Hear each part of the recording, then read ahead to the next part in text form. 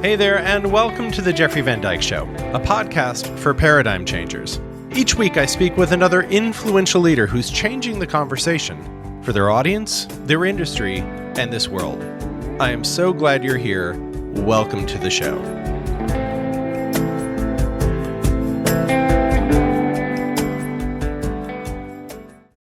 Hello, my friends. Welcome to the show. Today we have with us Emmamanu. She is a mental health consultant, coach, mental health first aid instructor, and the creator of the storytelling platform Surviving Sundays. It is a platform where she shared her experience of depression, anxiety, and features the experience of many other people around the world. Today, she continues to work with Surviving Sundays as well as a consultancy called Utopia, where she works with corporations and business leaders to help them create more healthy, inclusive cultures. Emma is a real voice for mental health in the world. And I think she, to me, she feels like a girlfriend, a good friend, somebody in the cubicle next to you in the office down the hall that understands you, that can talk with you, and that helps create cultures where those kind of conversations are welcomed and a part of everyday life. I do believe that we are blurring the lines between quote unquote life and business, and that those blurred lines are part of a new story for what it means to be human at work. And we need voices like Emma's to help us create spaces where healthy, productive dialogue about our larger life can be included in how we show up in the workplace, how we create spaces of inclusion in the workplace, and how we bring a richer sense of what it means to be a whole human to everything we do, including our work. So please join me in welcoming Emma to the show. Emma, so glad to have you here. Thank you for joining us. So first tell us, where are you in the world? Where are you dialing in from? So I'm in a little village called Alderley Edge, which is in the south of Manchester in a place called Cheshire, which is very, very green and leafy, but it rains all the time. There's a grey sky every day. There's a couple of music artists from this part of the world who have released albums titled Born Under Grey Skies. So It's super relevant, but it's beautiful. I'm here. I love it. It's so interesting you share that. So I was born in Grand Rapids, Michigan, which is next to Lake Michigan. And we have this thing called the lake effect, which is as the weather moves across the lake, it is gray the entire winter, like maybe a few days of sun. So I understand gray skies quite a lot. And interesting place to start, given that your work is all about mental health. Yeah. So tell us a little bit about, I want to start here because, you have the site Surviving Sundays and the work you've done about sharing your journey, your personal journey around mental health. And then you've also got the work you do at Utopia around mental health, culture work, DEI work in corporations, right? Everything that I've done, part of what I look at is how our life is a training program for our life's work, oftentimes in ways we can't see. So I'm wondering if you can share just a little bit about like how you grew up, where you were raised, what was life like as you grew up, and then we'll get to following this calling into the mental health journey and then into the mental health work in the world. Yeah, thank you. I mean, it's always like, for me, I just thought of two words then as you were speaking. How did I grow up? And I would say it was difficult and it was lonely. I would start there. I know that's like quite a heavy place to start, but that's the truth. Yeah. And, I was an only child in a single parent household for the early years of my life. I'm biracial. I grew up in a very white town with a white mother in the north of England that is very white, in the early 80s and didn't have anyone in my immediate environment that could validate my identity in any way. I knew that I had cousins who lived some distance away, but my dad was kind of out of the picture in those early years. My parents' divorce, I mean, it's gone down in history as like one of the most acrimonious divorces anybody's ever kind of come across. You know, there was a lot of pain. And so my dad wasn't really, I think, you know, now I've had the benefit of conversations as an older person with him about what happened then. So I've Yeah. made peace with a lot of it, but he wasn't really there. And he's the person that he's West African. So I'm in a very, very white environment. And I think it's only in these years now where I actually work in inclusion where I recognize the impact really of not having people around me that mirrored me or even, you know, understood what it was to have the hair that I did or to not be able to identify with some of the girls that I would go to school with. So there was kind of like some stuff around identity that I've unpacked being older. Hmm. There was a lot around the pain and difficult environment that I was in, both with my parents' divorce, but also with a mother that was struggling with a young child with not a lot of money around us. So there were difficulties and there was loneliness. I remember feeling lonely. I would say I've experienced more lonely days in my life than happy days or sad days or anything else. Like a lot of loneliness has Yeah. been in my life, to not even grow up with a sibling that could validate the experiences that I was having, or to feel like I could share a lot of how I felt with a friend. A lot of my childhood experiences left me with, you know, a lot of uncertainty about the world, definitely very low self-esteem, and then my teenage years. Okay, this is like, you talked about a training ground, I guess, when we Yeah. started. Like emotionally, I look back on this time now as some of the most unfortunate years of my life, but actually the place in which I take a lot of the things that I am doing now. So I end up going to a very posh, very white private school in South Manchester where I grew up, and I won a bursary to go to that school. There was no my money. You know, I recently watched a Netflix documentary not a documentary, it felt like a documentary to me, a drama made, a show about a young girl with a daughter struggling, and that was pretty much my mum and my existence. You know, we sleeping on the sofa with coats over us in the afternoon on a Saturday afternoon, just to stay warm because we couldn't afford to have the heating on. So I remember a lot of that, and my mum cleaning houses, and then me winning this scholarship to this very private school, and everybody was so proud. But I get there, and day one, you know, I'm in a secondhand uniform, and it was very clear from the day that I began that I didn't belong. And young Hmm. girls can be so mean. It was like they smelt blood in the water.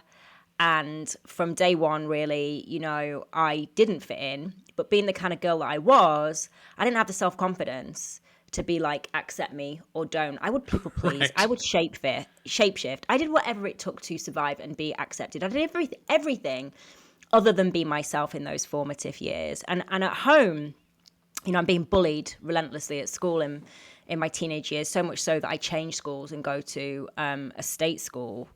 But I didn't have anyone at home that I could turn to. My mum was struggling, really struggling. And she would try and be there for me, and she knew that I was being bullied, and she helped me change school. But we just didn't have a lot of scaffolding around us. So they were kind of like the earliest years for me of just Yeah. not being accepted, not belonging, and developing anxiety around the age of 14, 15. So they were really difficult years. It's, so in the back of my mind, I'm thinking about your work in corporations and Mm, thinking about, how often it's been a while since I've worked in one, but I worked at Microsoft and I worked at a number of startups mm, earlier in my career. And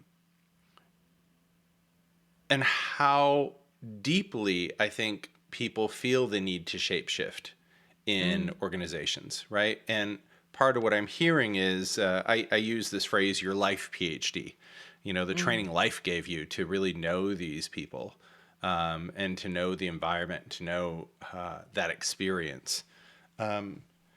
And I, in England, I don't, have you been a part at all about the Ministry of Loneliness? No.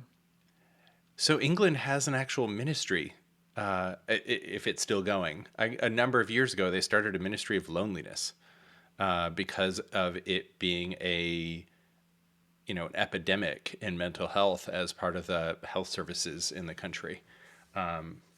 We'll look into it afterwards. Yeah, I know there was a minister. There was a minister for loneliness, Yeah, and it's something that a lot of people are trying to raise awareness of. People would look at me, especially in my later years, when my career, like if you wanted to look at, like if you wanted to define success to the outside world, my life looked like a person, that of a person that was successful. I had a great career. Shapeshifting will give you that. yeah, If you don't yeah, know how to set boundaries, if you don't know how to advocate loudly for yourself and take what you need, certainly as a woman in business and the only person of color in some of the situations that I was in, I learned to shapeshift and people please. You will only take up the space that people allow you kind of to take up, but it will mean that you're not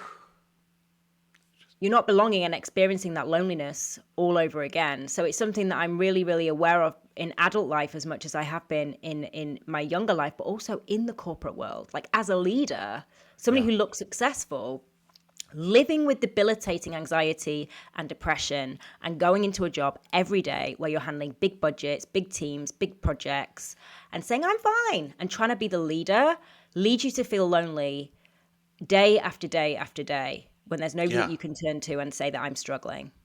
An isolated island. Yeah. I love what you just said. Only taking the space that people will give you. Yeah. I think a huge part of the leadership journey in anyone's life is taking your space, finding your place and taking up space, taking that place, right? Like, this is mine, I'm here. Um, and especially in your experience being a woman of color, growing up in a white society, right? Not seeing yourself reflected anywhere, going, how do I claim this? I mean, honestly, just to speak to that, I find some of the trainings that are being rolled out in organizations very poor when it comes to nuance and the experiences of people that sit outside the dominant culture. Things like speak up, be heard, claim your space. Hmm. There are people who are living with decades of trauma, discrimination, people who've had experiences that mean for them it doesn't feel psychologically safe to share even something like an idea. It doesn't feel safe in a team to fail because they have been discriminated against both in outside the business and inside the business, and they're not represented. We're looking at leadership and seeing all white teams. How do I have the confidence to Hmm. speak up if I know that I'm going to be shouted down or gaslighted? So training is great, but there's a lot of training out there that doesn't recognize the experiences of people that sit outside the dominant group. Well, let's talk about your work in corporations and we'll kind of circle back to how you got there. So tell us about what you're doing at Utopia. What is So, Utopia? What are you guys up to? yeah, Yeah. yeah. So Utopia is an award-winning inclusion consultancy. We're in our fifth year in June. And what does that mean? What is an inclusion consultancy? Well, we work with companies, some of the world's leading brands. I'm like amazed every time I look at like our client list, the privilege of the businesses that we get to work with, who largely may have a lot of the legacy companies, definitely, who've been around for 30, 40 years, may have a leadership or an influential team that look like one kind of person who have a certain kind of personality. So perhaps if you're more extrovert, you're able to thrive and be accepted in an organization. So we work with companies to create more inclusive cultures. But as part of that, I'm the head of mental health. So I'm a partner and I'm the head of mental health. And I came into the business like two or so years ago. Utopia was running and exploring around areas of gender and race and ethnicity and ability for a couple of years. before mental health became something that just kept coming up in boardrooms. And whenever they would go in and deliver trainings or invite me onto a panel as a speaker, the engagement was really, really there, specifically with men, actually. I think maybe there weren't too many opportunities for them to share in or outside the business. And whenever these things came into the business, there was really big engagement. And it became very clear that people that don't belong, people that feel excluded, people who feel like they're having to cover their identity in some way, are experiencing an impact when it comes to their mental health. So I started to build, I came in, I've been working in the space for a while, and I came in to lead the team 2.5 years ago now. So Yeah. what are some of the things that you hear in these conversations that maybe at least at first surprised you to hear, especially inside a boardroom, around mental health? Well, what I will say is that when I entered the business, we were having conversations. I was going to organizations and saying, hey, we can support you. And it was like, we do something around World Mental Health Day, and we have some yoga teachers, and we have some, like, we even bring in puppies for people to, like, hug. And it was kind of like tactical surface level stuff. What I will say is there has definitely been a shift in this last 2 years. Mental health does not sit outside the center of what is important anymore in most organizations. It's at the heart of the people and culture strategy, which is firstly the great thing. But now and again, there will be a conversation that goes like this. Okay, we've heard a lot about you, and we know some of the clients that you work with, and we'd love you to just talk about what you can do for us, but it needs to be positive. Or we don't want to open a can of worms. What if we have people feeling depressed because we might be talking about depression in an organization? Mm-hmm. And unbelievably, I'm still having those conversations and having to be very, straight and honest and say, if you want me to come in and kind of do the jazz hands around depression, and that's not something I can The do for you. jazz hands around depression. That's not something I can do for you. Yeah, I spent too many years of my life doing the jazz hands. It Yeah. nearly killed me. Yeah. That is not me taking things lightly or being aloof. It nearly killed me. I don't want to come in and upset your people and have waves of people being triggered. So I'm going to come in and tell stories and educate in a safe way and set up safe spaces. But I cannot stop people from connecting with how they feel. And if that's what you need from us, unfortunately, I cannot do that for you. But we hear that now and again. Yeah. With the clients that are really ready for what you're doing, what are they asking for? Oh, we work with some people on a really deep level. There's one client that I've been working with now for like 2 years who we are consultants for. So that is, I'm having conversations with them every day, the key client. But also we're across the organization from boardroom to, like even junior members of staff. And what they're asking for now is honesty, I would say. Mm-hmm. They're asking for, firstly, honest feedback. So that might be that they don't do the surveys and they don't do the listening sessions. They ask us to do them for them and really hold that space for their employees from different groups across the business. So asking for honest feedback. Where are our employees really at? We're not going to spend X amount of money on a program about anxiety if we don't know why people are feeling anxious. Like, what is it about their working experience, that their experience of life in this business that we need to know? So it's honesty. It's honesty. They want honesty from us. Yes, they want solutions, but it's more collaborative. It really is a partnership that we have with these organizations. It is not, okay, we have this 3-step program and that's really going to work for you. It's trying to meet the client where they are, because if you're working with a business, for example, whenever I do sessions with the US, which is a lot, largely there's good fluency and comfort around talking about mental health. There are other regions in the world where culturally it's just not okay to talk about it. So we have to meet the clients where they are. And the clients that are willing to go there with us are honest with us about where they are, and we're honest with them. about where they are. So I would say it's honesty and collaboration is what they're looking for. How do you think? So, when I was thinking about this conversation, I was like, well, gosh, like traditionally business was not set up as a place to attend to mental health, right? Traditional business, I don't think, was designed for our mental health. It was designed to create output.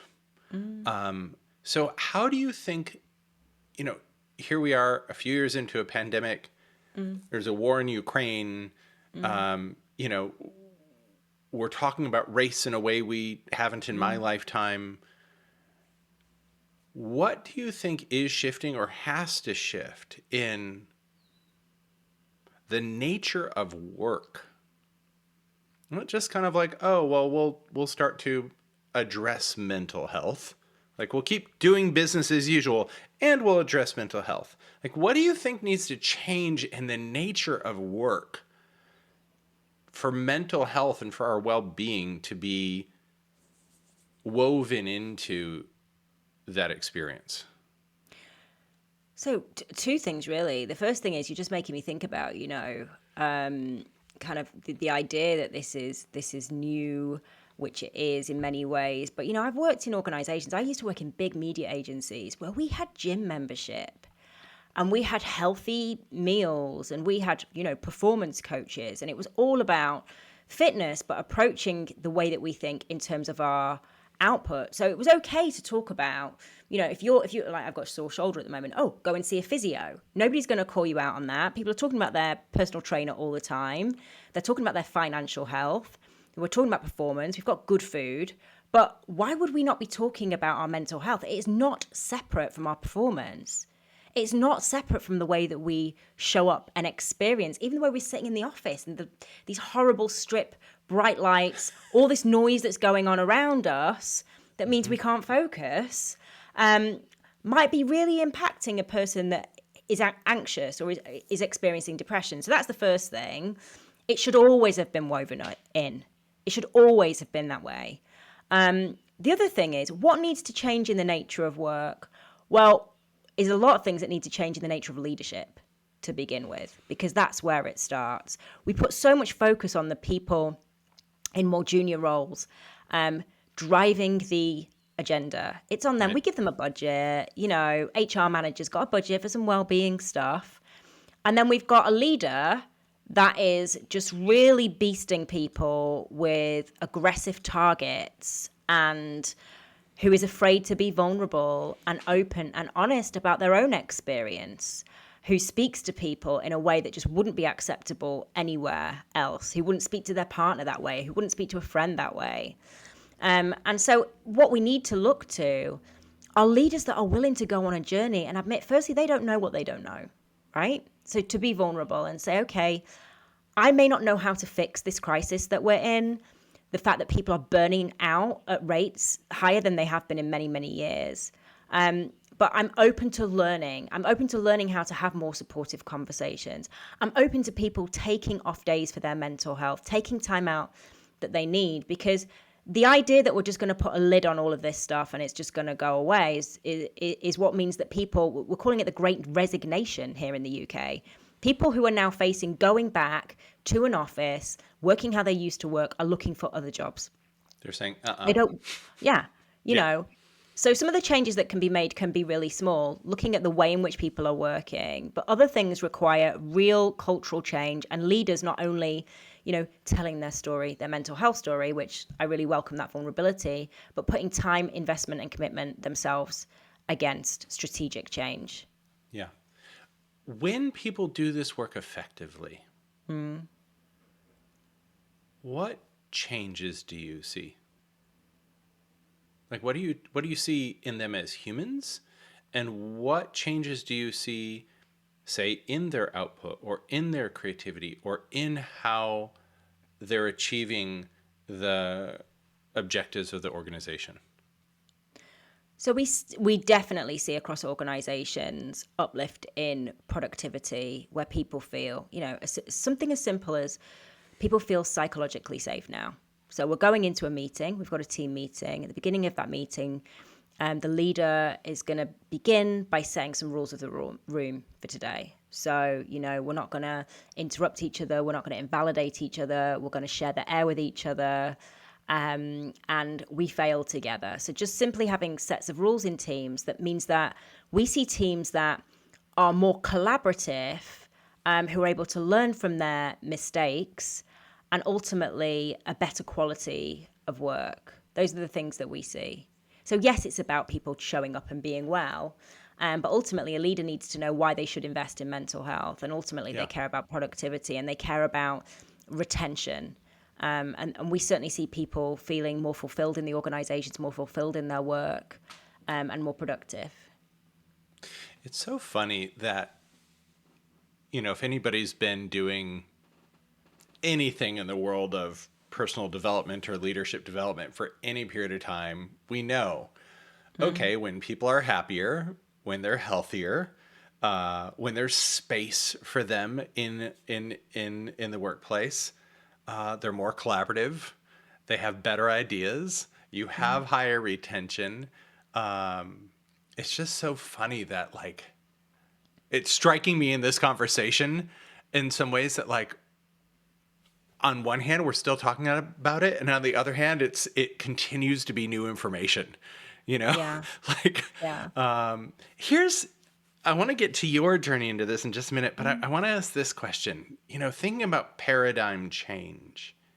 If you if you have a stake in the ground, you're calling the change you want to see made in the world, especially the world of work, around mental health. Like what is the new vision you have? What is the picture you are here to help us live into?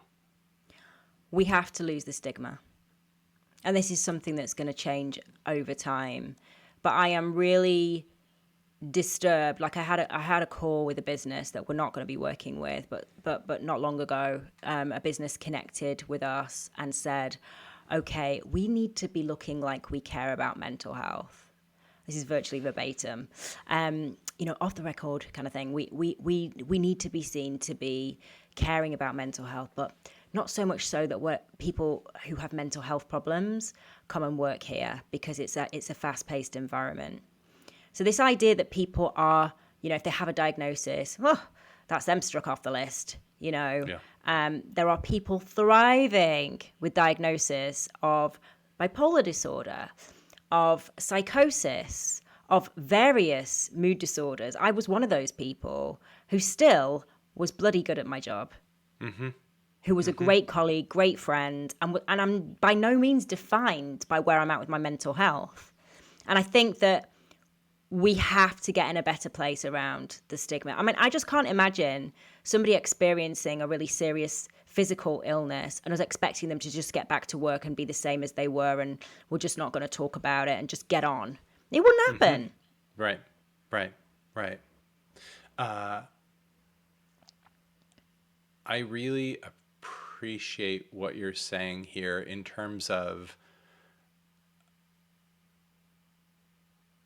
we can create environments for people to thrive, Mm. you know, and if anything, I think companies are starting to learn is diverse voices create a better experience for our customers, right? Yeah. And those diverse experiences and voices can include diverse relationships to mental health. So I want to learn a bit about your journey into this, because it's not like you know, went to university, became a clinical psychologist, and Yeah. started doing this right out the gate. That's not your Yeah. path, right? Yeah. And I know so often the people that are in my world have this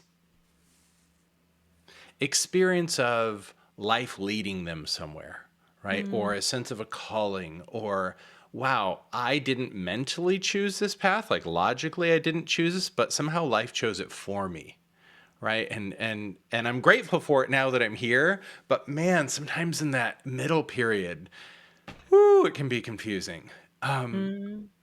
So, you grew up, you built your career. Mm. Tell us about that valley between building Yeah. your career and where you're at now? So I was just thinking about 8-year-old me and what she wanted to be. And I was obsessed with the musical Annie. Like, I just wanted to be Annie. And I was singing to my What was dog it all the time. about her? I don't know. I just think she was the orphan. She was the one out. Anything to do with like the odd one out. Like E.T. was like my total like favorite thing as well. I was like totally obsessed with him. Anyone who was like the one on the outside, like, so I just wanted to be Annie. And then I was like, I want to be on stage and I want to perform. And I've just only just hit me in this moment. I spent so much of my life performing, right? Performing my way, the big hair, the big smile.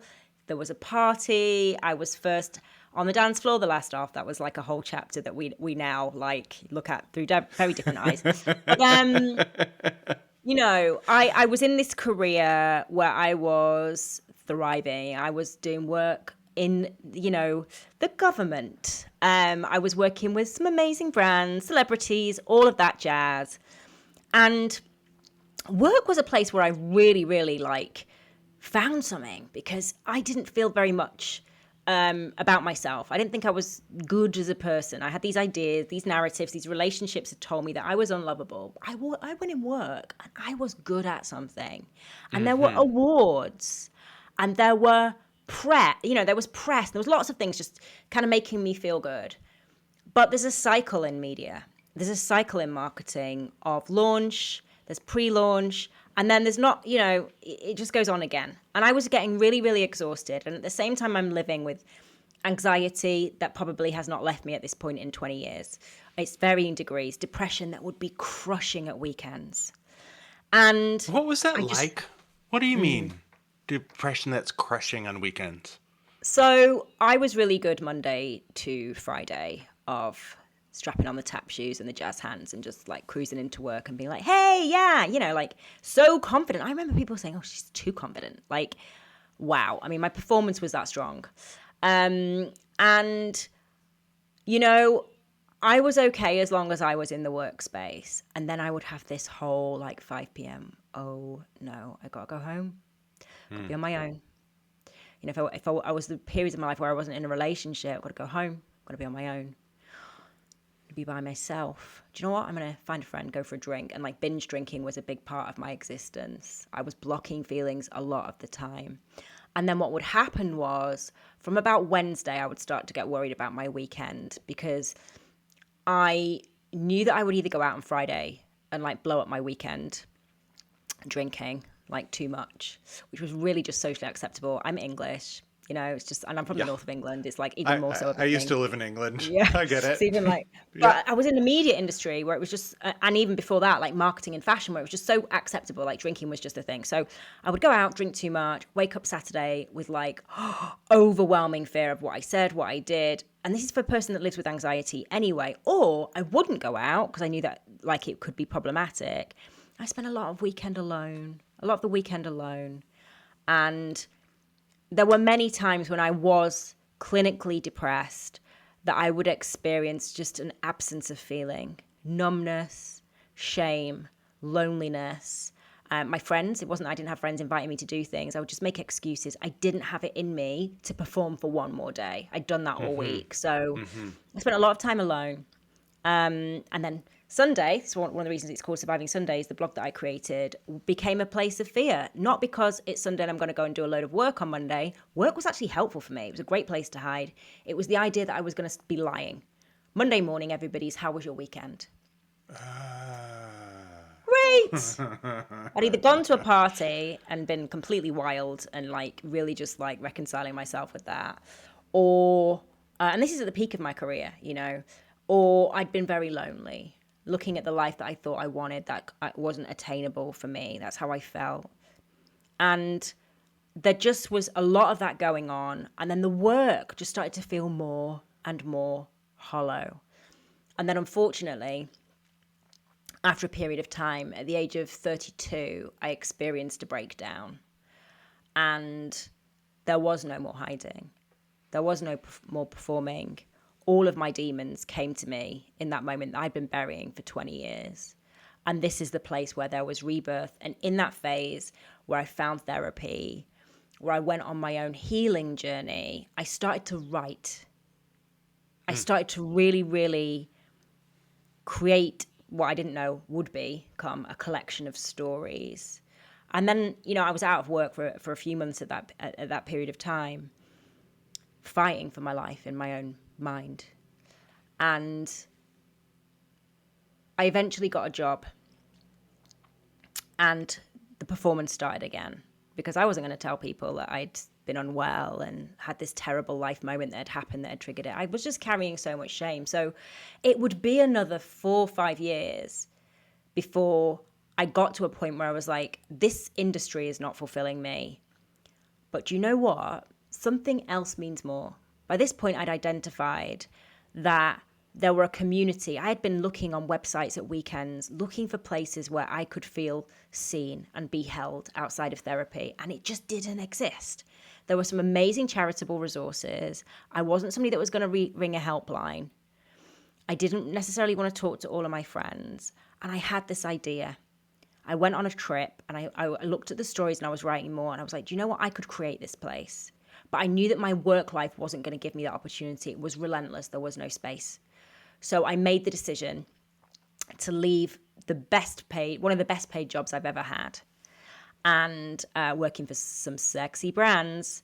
But I just was like, I don't care about it anymore. I remember sitting in a meeting room as these creatives are arguing about a tagline and the position of this word for this. I wanted to scream, I do not care. I do not care. This is absolute nonsense.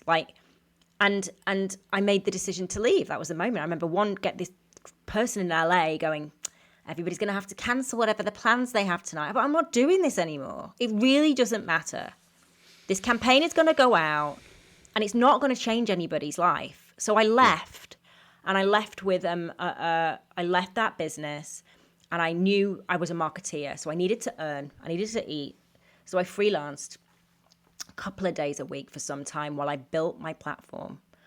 And just, I love this right here, because so often I think when people are like, I can't do this anymore, Lord knows, when I was at Microsoft going like, I can't do this anymore. I had no idea what was next. I had no idea how to do the transition. You were living in probably London at this point. I That's was my in guess. London. It Yeah. was really expensive where I lived. Right. Now I was in San Francisco. Right. So, it's like, how the hell does this work? And I love the ways that I don't think you ever know how it can work until you throw the gauntlet down. Right. And then you get creative. I mean, honestly, I was like, I used to work in events. I was like, if I leave this business and do parties for 5-year-old children every single weekend for the rest of my life, I will be happier than I am right now. I knew I couldn't do it anymore. Yeah.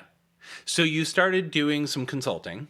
So I was consulting for a client that was also a friend, and we were doing some really nice, creative projects, and that was nice. But I was just going, I've got this collection of stories, and I want to connect with people. There must be so many people that experience this loneliness and this shame. And every time you would put depression into Google, you just get people with their head in their hands. It's like, I'm not like that all the time. I'm going out. I have friends. I know I'm drinking too much or whatever. But it didn't represent me. I wasn't. My experience wasn't there. So I just met some friends, and I just was like, I have this idea.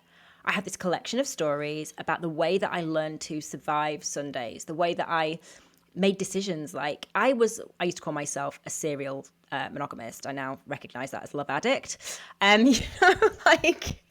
made this decision to be celibate for 18 months. I then gave up drinking, and I just really made these choices that helped me learn to love.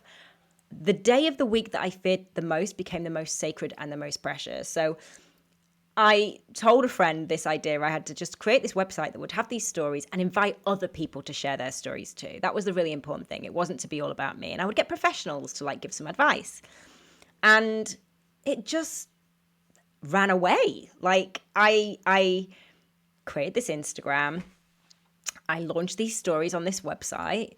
and I got some experts, and the next thing, people were contributing, and I was publishing every week stories from people, and I just was like, there's no hierarchy of pain here. If you've ever had your heart broken, if you've ever experienced a bereavement, if you've ever had an illness, like, all stories are welcome, all experiences are valid here. If you've experienced pain and come through it, or if you have a story to tell and a message to share, like, it's here. So it became stories from all over the world, from everybody and anybody. And then it became a podcast and an event series with Soho House. But in turn, what happened was, the day I put my first story out there, thinking, people saying, you won't work again, you won't date again, the opposite happened. You know, brands I'd worked with said, come do talks for us. And it Uh-huh. started from there. I love that. Because I think that's one of the big fears. A lot of the people that I work with, they're like, this thing is weird. It's different. It's out there. I don't know who's going to want it. I don't know how it's going to be Mm, received. And oftentimes, I think we really project on, like, quote unquote mainstream society of how it will be. And invariably, when people stay really true to what they mm, feel called to do, that's the thing that sparks, you know? So I love that brands brands that you'd worked with, hey, come do a talk for us. They were like, firstly, wow. Like, how did you, some people, how did you have depression? Like, I never knew it. And then other people saying, that was me. There was a lot of, that was me, or that was my Hmm. partner, that was my husband, that was my sister-in-law. And I think one of the first speaking engagements that I did was at Facebook in the UK. And there was so much applause and so much recognition from people within that business who, and there were tears and there were hugs and there were, wow, like, I felt seen in a way I'd never felt seen or been seen, in the business world, when other people had said to me, are you sure you want to do this? It came from a place Hmm. of love. Employers may not think that you're, like, okay to go to work. So I did that. And then a talk became a workshop. I knew I needed some professional credentials. And I also know my limits. I am not a psychotherapist. I have a certificate, a very good certificate of lived experience, but it's my experience. But I trained as a mental health first aid instructor. I'm a coach. I've done training, and I'm researching all the time. But I bring in therapists where I need to. I bring in the experts where I need to. It's really important. There are a lot Hmm. of people on Instagram giving out, like, really blanket advice for everyone Insta who don't advice. have the, really, maybe, Yeah. you know, need to think about that. So that was the beginning of the journey. And then the founders of Utopia, I knew them, came to me and offered me an opportunity to be their partner. So that's the journey. I Here's what I love. You're someone who felt like there wasn't a place for you in the first part of life, No, right? Like, no. I don't look like these other kids, Mm, right? Socioeconomically, I'm mm, I'm I'm not the same as these other kids. mm. You go into the business world, and there's kind of this dual life of your internal Yeah, world and the external world. And then you create a platform that is a space creator, mm, right? Like, I create spaces for not just my own voice, but for a variety of voices to yeah, share their experience and have people be seen. yeah, It's such like that hero's journey arc of, there yeah, wasn't a place for me and I'm a space creator, right? yeah. It's so beautiful. Thank you. And I must say, that's what I'm Yeah. doing every day with organizations. This last week, I've been in 2 sessions for Black communities in one organization who are experiencing pain. I have been in spaces for people who are impacted by what is happening in Ukraine. And I'm holding space today. I just did a session earlier today for people who generally just aren't feeling great right now. And sometimes it just takes me to just sit and hold the space, and sometimes it's to have a conversation. But I'm doing it all the time. And Yeah. who ever thought this could be my job? I didn't, you know? Ah, yeah. I'm where do you want to see yourself go from here? Like, and it may be I'm jamming with what I've got right now, but I'm curious. Like, oh yeah, here's kind of what's brewing for me. There's a whole new chapter I'm yet to write. But what I will say is I am very, very grateful for the business opportunities and the corporate opportunities. But there are a lot of people who aren't able to be in a business and have someone like me from Utopia come in and support them. And I also am mindful of who I needed when I was a kid. And there are some charities that I really want to get connected to. There's one that I've identified that supports children who are experiencing trauma, or the adults who were children that experienced trauma. And that is the space in which I want to be more, in whatever way is useful to them. It's okay for me to think, I'm going to have this really nice day where I'm going to come in and like do a talk and be helpful. Maybe that's serving me more than that's serving them. Maybe there are platforms I can create with them for them. But it's definitely more about wider impact with people who do not have access to the things that I'm currently providing through corporations is where I'd like to be Yeah, more so I in the get that. future. I will continue to do the work I'm doing, but I have space for that, and that's where I'd like to be. Yeah, beautiful.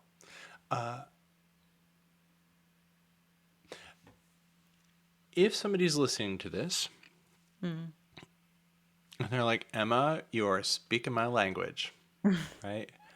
And maybe this is kind of you speaking to a younger you, right? Yeah. But especially around that piece of like, I'm doing the jazz hands, I have the tap dance down, and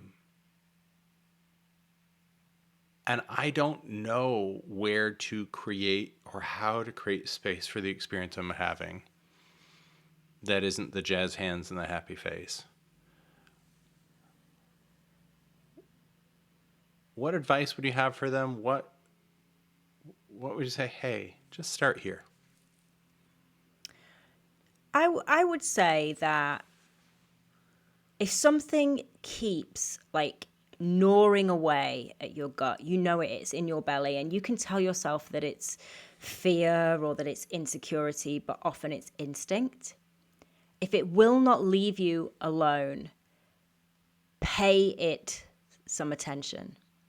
You don't have to act right now. You know, like when I look at these journeys of people, I'm like, I used to think, wow, how did they get there? But I know that yes, there was a moment when I walked out on a really big job with not a lot of thought.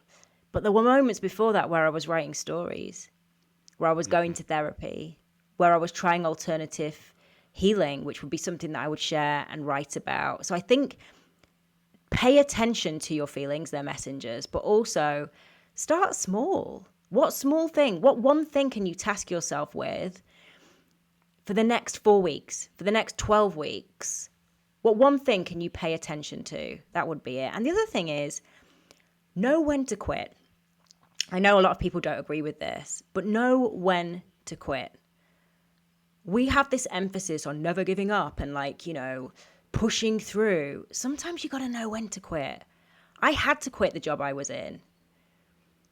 There have been relationships I've quit. There have been things I tried that didn't work out, and I didn't push them beyond a point when I knew it was time to quit. It's okay to quit. It's okay to try something and fail.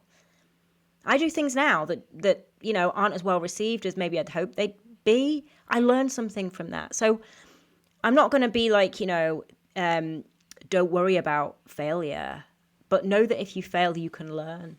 They're the things that I would say. Don't worry about failure. It's not about not worrying about failure, but Yeah. allow it. Allow it. Allow Yeah. space to fail. You know, fail and learn. All right. One final place I want to get curious Yeah. with you. So we've talked about mental health and we've talked about it in the business realm. You mentioned a little bit about your spiritual journey. I'm wondering if you could Mm. share a little bit about that. And in my work, right? Like, there's always this dance between kind of psychology, depth psychology, our core wounds and how they shape our journey and all that good stuff, and connecting to something larger than our own mind and our own ego, and being directed by something that we might call by a million different names. And I'm wondering, like, what is that journey for you? How do you attend to that? How does it help you know where to go next in your journey? Such a profound question, and I have so many ways to answer that, because I think the earliest way that I could identify anything like bigger than myself was in religion as a child. Like, I grew up in a very Catholic household, and I went to a convent school, and like we were at mass all the time. Like, you know, I'm English, but like we have Irish roots and Scottish roots, and a big part of my existence was religion. These days, I'd say that I have great faith. And I have faith because I survived. I survived the things I thought I could never survive. I survived my worst days. And sometimes that has been me literally in my bed, palms pressed together, praying to God. Sometimes that has been speaking to my stepfather who passed away and saying, please help me through this moment. And sometimes it is as simple, and this is going to sound corny as hell, as going for a walk on a really grey day, there are a lot of them here, and seeing something like a snowdrop and knowing that the beauty that I'm seeing in a day where I feel so awful could not have been created solely by man. There is something else that gives us hope, that guides us. For me, that's where I find it. I have had moments on retreats lying on a yoga mat with tears pouring out of me, and I have no idea where they've come from. Things that have been buried so deeply within me have been allowed to come to the surface, and I survived it. So I believe in a power greater than myself. I feel humble often by it. But can I say that it's God right now? Or is it all of the things, like the love that I feel from those who aren't here anymore, that keep me safe and point me in a direction? I don't know. Beautiful. I love the not knowing. Yeah. Thank you for sharing. Thank you so much. Emma, where can we find out more about you, about your work, about Surviving Sundays, about Utopia? Where can we follow you? So all of the stories that I mentioned are at survivingsundays.com. You will find me wanging on day after day about whatever comes up at surviving_Sundays on Instagram. There's no shame in my game. It's all there. Yep. And Utopia, for anybody that's interested in Utopia, we are at weareutopia.co. So www.weareutopia.co. Beautiful. I want to thank you for your vulnerability, not just in this conversation, but in the world. I think there is a calling for so many of us right now to be space openers, you know, to open new spaces, that there is a new world available to us if we only open those doors, open those spaces, and start walking into them. And it always requires people to be the one saying, all right, I'll turn the handle, I'll open the door, I'll walk in, and then I'll invite you to join me. And that's something I see that you do in your life and in your work. And I think it takes each one of us to have the willingness to go, all right, I'll be the one. I'll be the one. So thank you for your example. Thank you for your time, for your love. And again, anybody interested in following Surviving Sundays, go to survivingsundays.com. We are utopia.co. Emma, delighted to have you here. Thank you so much. Thank you. I'd just like to thank you for your curiosity and for holding this space for me. Thank you so much. Hey there, thanks so much for listening in. If this conversation was powerful, if it stirred your soul or inspired your journey, then be sure to share it with a friend. Just copy and paste the link wherever you're listening to this podcast and text that link right now to a friend that you think would be inspired by this episode. And if this is your first time here, be sure to click that subscribe button over on Apple Podcasts, Spotify, And I'd really appreciate it if you'd leave a rating and review so I can get to know you and your thoughts better. To learn more about the work I do with emerging and established paradigm changers, go to thecourageousmessenger.com. That's all for today. Thanks so much for being here, and I hope to see you in the next episode.